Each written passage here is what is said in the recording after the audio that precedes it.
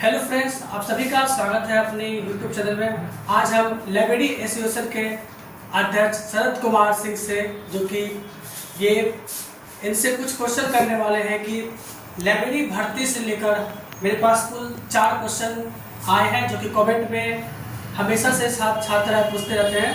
तो पहला क्वेश्चन हम इनसे पूछने से पहले इनका इंट्रोडक्शन देते हैं। ये लाइब्रेरी एसोसिएशन के अध्यक्ष हैं जो कि लाइब्रेरी बहाली को लेकर जितना हो सकता है कोशिश यानी तन मन से ही पूरा कोशिश करते हैं। और साथ साथ पटना में जब भी आंदोलन होते हैं लाइब्रेरी से संबंधित बहाली को लेकर इनका योगदान बहुत अच्छा है। साथ साथ जो कि पटना में विकास चंद्र जी है उनके भी माध्यम से बहुत योगदान है। तो स्वागत है हमारे यूट्यूब चैनल में शरद कुमार जी। बहुत बहुत धन्यवाद। आपके दर्शकों को मेरा नमस्कार और आपका बहुत बहुत धन्यवाद इसलिए भी कि लगातार लाइब्रेरियन बहाली से संबंधित आप खबर को आम छात्रों के बीच अपडेट करते रहते हैं, इसके लिए आपको बहुत बहुत धन्यवाद।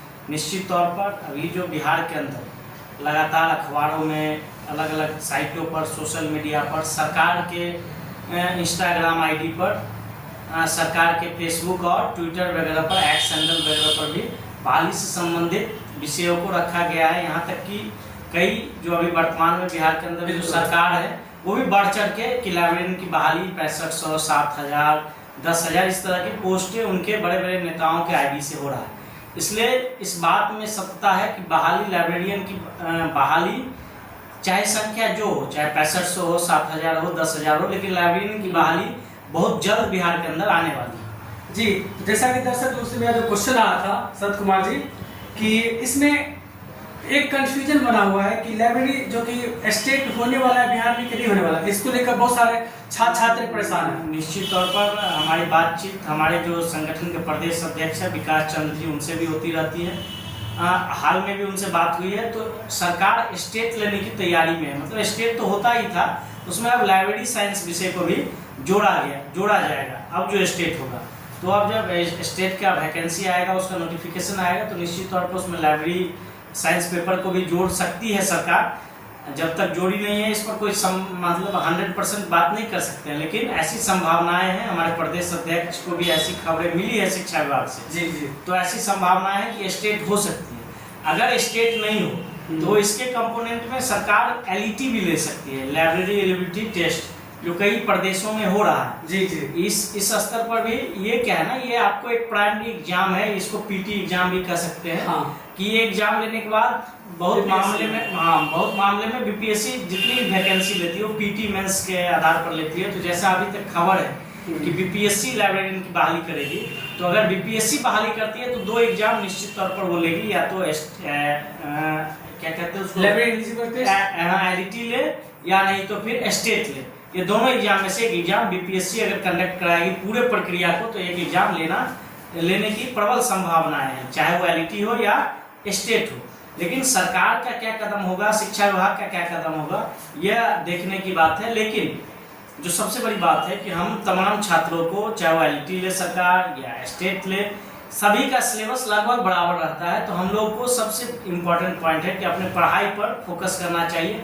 और सबसे बड़ा सवाल ये भी होगा आपका कि सिलेबस क्या होगा। जी जी। जो बिलिस का सिलेबस है, जो एमलिस का सिलेबस है, इसके लिए हम लोग नालंदा ओपन यूनिवर्सिटी का भी सिलेबस बिलिस एमलिस का देख सकते हैं, हम लोग इनू का भी सिलेबस देख सकते हैं।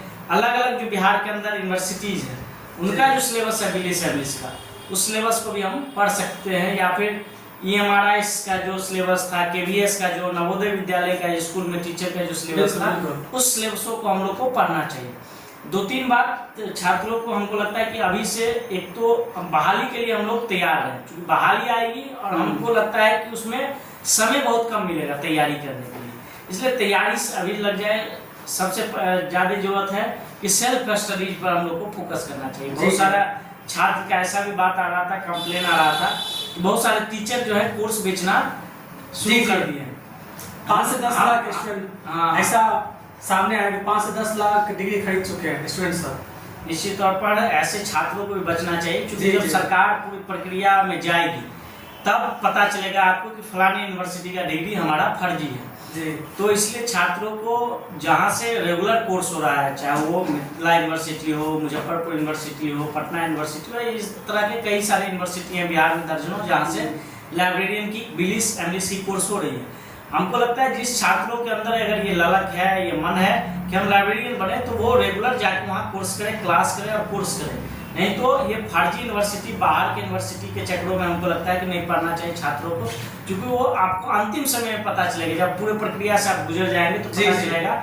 हाँ, अगर बाहर से भी आप रेगुलर जाके रह के कोर्स कर लेते हैं तो कोई दिक्कत नहीं है। ऐसा प्रावधान नहीं है कि बिहार के यूनिवर्सिटी से पढ़े लिखे लोग ही यहाँ लाइब्रेरियन होंगे, बाहर से भी DU से भी पढ़ के आप लाइब्रेरियन हो सकते हैं, लेकिन बेसिकली वहाँ रह के आप रेगुलर पढ़ाई कीजिए। एक क्वेश्चन और कि इस बहाली में डोमिसाइल लागू रहेगा कि नहीं? देखिए, डोमिसाइल, जब हम लोग लाइब्रेरियन बहाली की मांग को लेकर सड़कों पर उतरते हैं तो हमारे उस मांगों में डोमिसाइल को 100% लागू करना भी मांग रहता है। लेकिन ये सरकार पूरी जो बहाली की प्रक्रिया है वो सरकार के मंशा पर डिपेंड करता है, सरकार क्या चाहती है। अभी भी हाल में और भी कई परीक्षार्थी संगठन जो है डोमिसाइल को बिहार के अंदर 100% लागू करने के लिए आंदोलन भी किए। तो डोमिसाइल सिर्फ लाइब्रेरियन बहाली में नहीं, बिहार के अंदर जितने भी बहाली होते हैं, क्योंकि संसाधन हमारा, बच्चे हमारे यहाँ के प्रशिक्षित होंगे, हमसे हमारा इंटरेस्ट होगा, बाहरी लोगों का क्यों इंटरेस्ट होगा? जहाँ शिक्षकों के बहाली में डोमिसाइल 100% लागू नहीं किया तो उससे नुकसान किसका हो रहा है? यहाँ की जनताओं का हो रहा है, क्योंकि बाहरी लोग उस इंटरेस्ट से यहाँ सेवा नहीं दे पाते हैं, जिस इंटरेस्ट से यहाँ के आम लोग सेवा दे पाएंगे। तो हमको लगता है कि लाइब्रेरियन बहाली में 100% सरकार को डोमिसाइल लगानी चाहिए, और सरकार को ये एकदम स्पष्ट समझ जाना चाहिए, शिक्षा विभाग को, कि ये अन्य बहालियों की तरह लाइब्रेरियन बहाली नहीं है। इस बहाली में चूंकि लाइब्रेरी जो है शिक्षण संस्थान का नींव होता है, शिक्षण संस्थान की आधार होती है, बिना बेहतर लाइब्रेरी का हम बेहतर शिक्षा की परिकल्पना नहीं कर सकते। और लाइब्रेरी तब सशक्त होगा, तब बेहतर होगा जब उसके अंदर बेहतर लाइब्रेरियन जाएंगे। और जिस तरह से 99% सीटें लाइब्रेरियन की खाली है, अभी तो सरकार सिर्फ स्कूल की बात कर रही है, कॉलेज बाकी है, अलग अलग तरह के कॉलेज की भी कई कैटेगरी है, उस तमाम कॉलेज बाकी है, यूनिवर्सिटी बाकी है, कई तरह के मेडिकल कॉलेज है, इंजीनियरिंग कॉलेज है, पॉलिटेक्निक कॉलेज है, ITI कॉलेज है, उन तमाम जगह पर सीटें रिक्त हैं।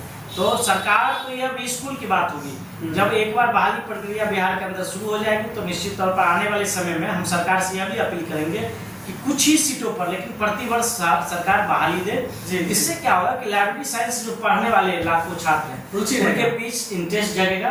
और निश्चित तौर पर आप देख रहे हैं कि सरकार इस मामले में पूरी तरह से दोषी है कि लगभग 10 वर्षों से अब बहाली आ रही है, तब बहाली आ रही है। सरकार अखबार में इश्तिहार भी छपाती है, कई सारे ऐसे यूनिवर्सिटी कॉलेज हैं जिसमें नए स्तर पर भी पढ़ाई शुरू हुआ, फीसें भी महंगी हो गई है, लेकिन बहाली 17 वर्षों 18 वर्षों से बिहार के अंदर 2008 के बाद बहाली नहीं आई है। तो ये जो 17-18 वर्षों का जो बहाली रुकी हुई थी, तो हमको लगता है कि सरकार को सीटों की गणना भी अच्छे स्तर से करना चाहिए और सीट की जो संख्या है उसको भी बढ़ानी चाहिए। कम से कम अगर बात करें तो अगर सरकार सारी सीट गिन के अगर 10,000 वैकेंसी दे दे तो बिहार के लिए बहुत सौभाग्य की बात है। निश्चित तौर पर सरकार तो पहले वैकेंसी दे, तो उसी प्रक्रिया को स्टार्ट करें। हम लोग को पूरा उम्मीद है इस महीने में जो स्टेट आएगी, स्टेट का जो नोटिफिकेशन उसमें लाइब्रेरी साइंस होगा, ऐसा हम लोग को पूरा उम्मीद है। और हमको लगता है कि अगस्त सितंबर तक सरकार पूरी प्रक्रिया को भी समाप्त कर देगी, लोगों को ज्वाइनिंग लेटर वगैरह भी मिल जाएगा, लोग ज्वाइन भी कर लेंगे।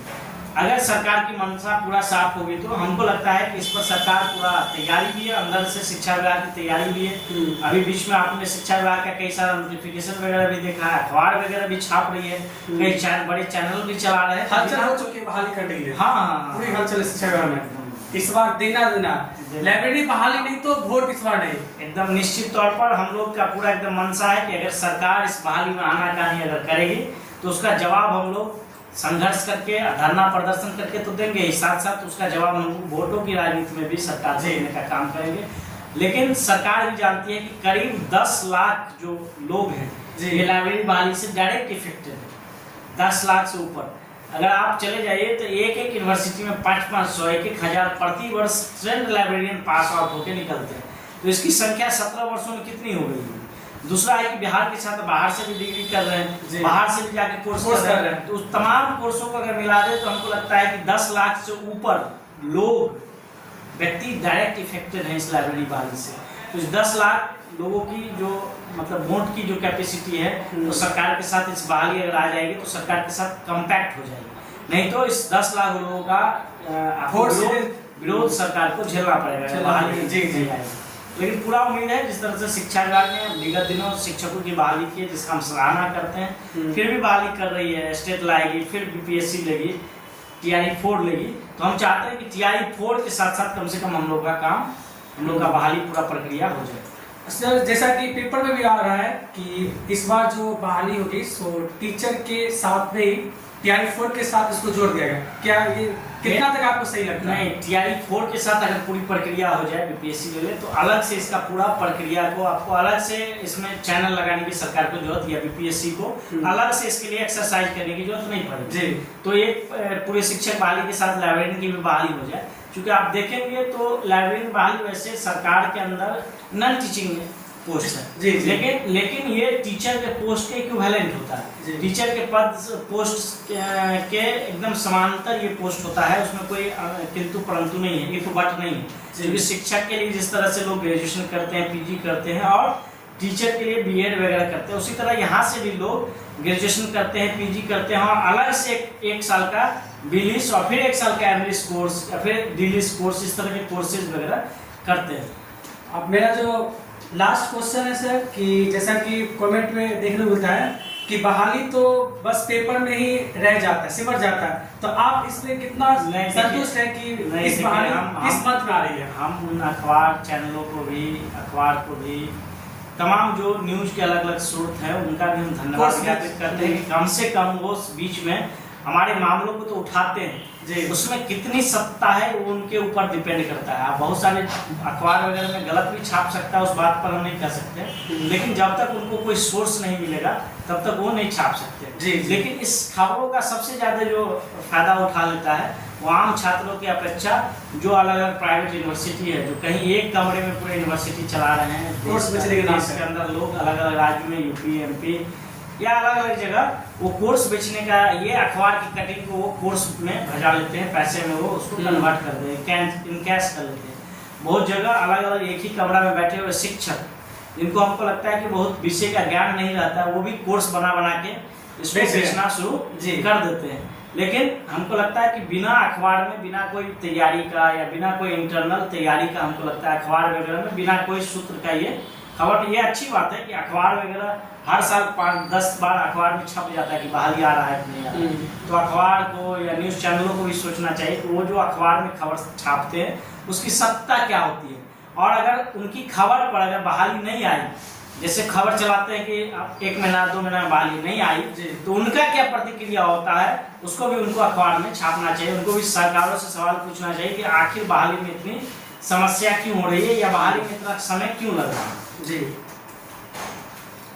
सबसे बड़ी बात कि देखिए क्वेश्चन हो या सिलेबस हो, कितने नंबर का क्वेश्चन होगा, जब तक सरकार उस पर स्पष्ट नियमावली नोटिफिकेशन जब तक नहीं जारी कर सकता है तब तक ये एक सवाल बना रहेगा।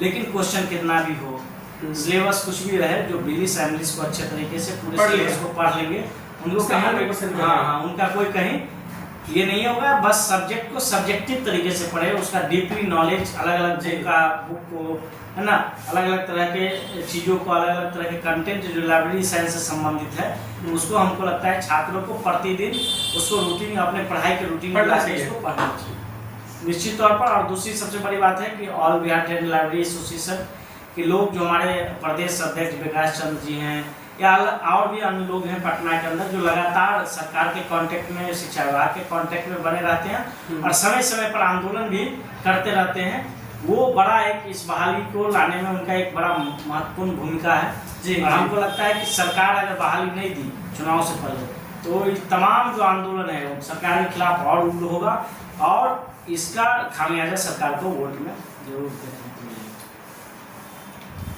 थैंक यू सौरभ जी आपको इतना इंटरव्यू देने के लिए। और आपका फिर भी अगर कोई क्वेश्चन है तो आप हमारे कमेंट बॉक्स में लिख दीजिए, मैं शरद कुमार जी से आके मैं इंटरव्यू फिर ले लूँगा। बहुत बहुत धन्यवाद आपके चैनल के तमाम दर्शकों का। और हम आपसे फिर अपील करेंगे कि अगर लाइब्रेरी साइंस से संबंधित कोई भी मीटिंग होता है, कोई भी आंदोलन होता है, तो हम तमाम लोगों से हमारा अपील है आप लोग उस आंदोलन में तमाम लोग शरीक होइए, चूँकि ये लोकतंत्र है। जब तक हमारी भीड़ सरकार हमारा नहीं देखेगा तब तक सरकार के कान पर जू रेंगने वाली बात नहीं है। कई सारी बहालियां बिहार के अंदर बिना संघर्षों के बल पर नहीं आई है। बड़े बड़े आंदोलन हुए तब शिक्षकों की इतनी संख्या में बहाली हुई जी। है। तो हमको लगता है कि वैसे सरकार पूरी तैयारी में, हम सरकार का धन्यवाद भी देते हैं इसके लिए कि सरकार तैयारी कर रही है। सरकार, हमारा आशा और विश्वास है कि सरकार अविलंब बहाली है। लेकिन इससे संबंधित जब कोई किसी भी तरह का आंदोलन किसी जिला में हो, प्रदेश में हो, तो आप तमाम लोग उसमें आइए। बहुत बहुत धन्यवाद। Thank you.